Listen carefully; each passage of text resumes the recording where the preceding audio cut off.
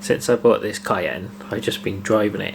I took it for an MOT and it passed, which is quite surprising, to be honest, for what I paid for it and the work that I knew it needed doing, but none of them were MOT failures. So I went straight through an MOT and I've been using it for the last couple of months. No problems, but I brought it in now to do some work on it. I noticed this wing is horrific. Look at the paint on it. Looks like it's been painted and it's had some sort of reaction. Didn't spot that for a while. I haven't washed this since I bought it. But you know, it's a cheap Cayenne in it, so it's going to be rough around the edges. So this is the first chance I've had to get into the garage, so I'm going to have a look under it.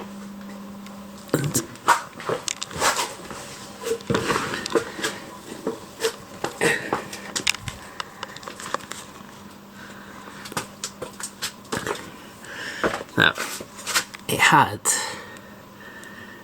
a thing saying it was blowing downpipe. Now it's blowing from the flange there. I thought it was going to be this flexi that's broken. And if that flexi's broken, you've got to take the subframe off to get at the bolts. But this one, I can change that. You can see the nuts have completely rusted away, which is why it's probably blowing. But that is a much easier fix than I thought. That's a couple of hours work rather than a day or so. So that's good news. All looks reasonable under here. This is the off-road package, the underbody protection. Normally these panels are just plastic.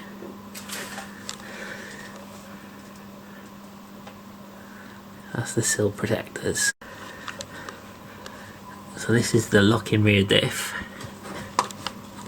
You can see there's the motor on the side and the plugs there. So that's part of the off-road package. Now I noticed it's got all these plastic guards on the lower arms. So I don't know if this is a 957 thing or if this is part of the off-road package. I've never been under a 957, only 955s, which are the older ones, so I don't know. It all looks pretty good really for the age of it. So I brought it into the garage. I'm going to change the starter motor and the thermostat. That's two of the main things that need doing. Then there's that blow and possibly the bearing on this. It was something that they highlighted on the service report for work that needed to be done, and there's a bit of play in it. I've just taken the inlet manifold off. It's pretty straightforward. There's coolant in the valley and it's been leaking for a long time. You can see there's like a thick scum of like antifreeze, and that's all around the starter, so that's what's caused the starter to struggle. So I pulled off the fuel injection pipes and then I'll see if I can work out where the leak's coming from and then order the parts. So that's the old starter out. See, it's been sitting in coolant. That's the new one to go on. This is the valley. I'm just breaking up all the scum and I'll hoover that out. I need to work out where the coolant leaks come from. So I've just removed the water pump, and behind that is where the thermostat is, and it lives in this plastic. It's like a tunnel. It's got an O-ring, two O-rings on it, and you can see it's exposed there in the middle of the housing. And I think that's probably where the water leaks come from. So that's the tube that the thermostat sits in. I'm pretty confident that's where the leaks come from. The seal, you see all the scum around it. So I'll get some new seals. I've got a feeling there's an updated housing as well for this, so I'll order that from Porsche. No point messing about.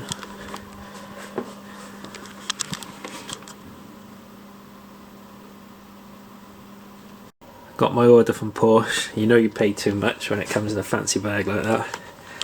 So that is an updated version of the housing for the thermostat, and then this is a special lubrication for the seals. So I thought I may as well get the right stuff. Doubt it makes any difference, but just a couple of seals and stuff that need replacing. So I'll start putting the engine back together now. So I've put the engine back together, so I just need to start it up now, run it up to temperature, make sure it's got no air locks in it, and it should be good. I was hoping I could just put some new nuts on this downpipe flange, but I snapped one of the studs, so I'm going to have to drill that out. So I've decided best bet is to take the cat off, which means dropping the whole exhaust. I noticed this clamp's rusted through. It's completely snapped that bolt, so it's been blowing there as well. You can see the soot. So I got 2 new clamps. And when the nuts look like that, there's no chance of getting them off. So I'm going to cut them both off, take the exhaust off, and I thought, since the exhaust is coming off, I may as well tackle this prop bearing, and then I've pretty much sorted all the issues that this car had that needed to be addressed. So I think it's quite a big job. The bearing's only 40 quid, but you got to sort of strip it right down. And I know these props are a bit of a bugger to take off. They don't always come off at the back in there. You undo the bolts and they're just seized into the diff, and it's hard to get any leverage to get them out. This is interesting. It's quite rusty there. And now I've had loads of 955s and I've never seen any rust, but maybe the rust protection wasn't as good on these later ones, I don't know. So that's the plan now then, exhaust and prop off. Getting the exhaust off has not gone my way at all. Trying to get this flange off, I've broken the flexi, and obviously that's completely ripped off from the downpipe. So now I've got to work out what to do. A new downpipe, it'd be really expensive from Porsche because it's got a cat in it. Wouldn't expect much change out of about £1,000 to be honest, so that's not an option at all. Second hand ones unlikely because they're all going to be probably similar, where once you take it off the flexi's knackered. So that's the downpipe. To get it off, it's going to be a nightmare. You got one bolt up there, which is alright, and then you've got I think probably 5 or 6 all around the cat, but you can't get anywhere near them. You've got your steering column there, got the diff there. If it was this side, I'd be alright. So sod law, it's this side. To get that off, I think it's dropping the subframe, taking all the diff and everything out of the way. I don't know, it's a ball ache I didn't want. Not now.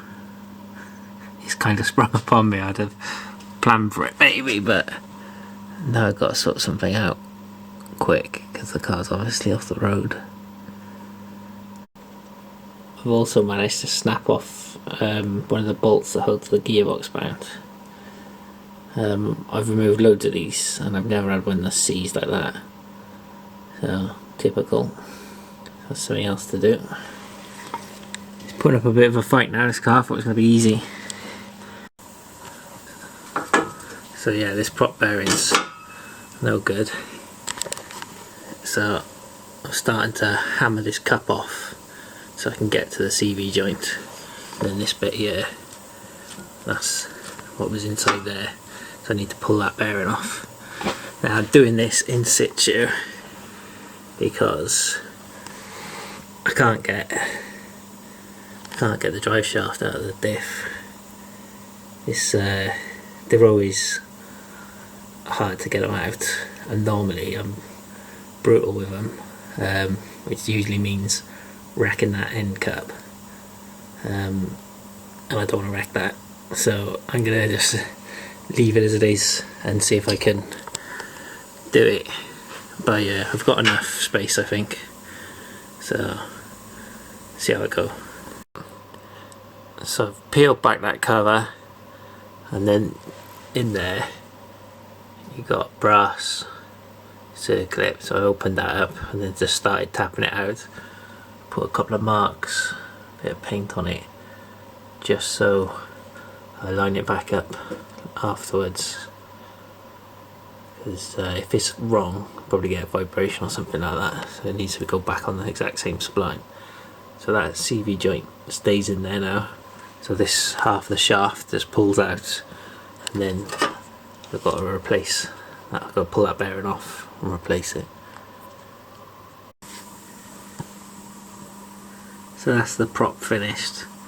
It took a while to get the bearing off. I had to cut it off in the end and then put it all back together. Hopefully, fingers crossed, we're all good there. Now it's onto the exhaust, the last thing I need to fix. So I've been digging around to see what bits I got in the garage. So I got a 2.5-inch V-band. That's the other side that's previously been used. Then we got a flexi there, so I should be able to cobble something together. So the plan is that I'll weld that on there from the inside and get all around it then with the torch. Yeah, it's not the best way to do it, but it's the only way without dropping the subframe or pulling the engine or taking the diff out. I can't be bothered, so that's how it's going to be. I've seen that's how other people fix them as well. There's enough space around there for me to get a clamp on, so fingers crossed this should work out. So I've welded this flange on the inside. It's not pretty at all, but I think we're good. I think we got it sealed up all the way around. So now I'll make the rest of it. I decided to cut away the flange that sits on there and just weld the flexi directly to it.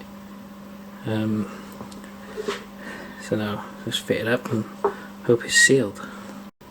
So it's all fitted up now. Got enough space for the clamp, a bit tight to get it on, but that's fine. So it's all good. I'm not gonna do anything with this side. It's not blowing. It'll go the same way eventually, but if it's not broke, don't fix it, because I don't want the trouble. So it's the difference between them. I'm happy enough with it. It's a little bit tight on the flexi. There's not as much movement as this side. That side moves easily. That side's pretty tight. Just see how it goes. I think it'll be fine. So I've just taken the Cayenne out for a test drive after all the work, and everything's fixed. So I'm really pleased. Thanks for watching. In the next video I plan to take this off-road and see if it's any good. Put that off-road package to the test. See what it's all about. I've never been off-roading, so looking forward to it.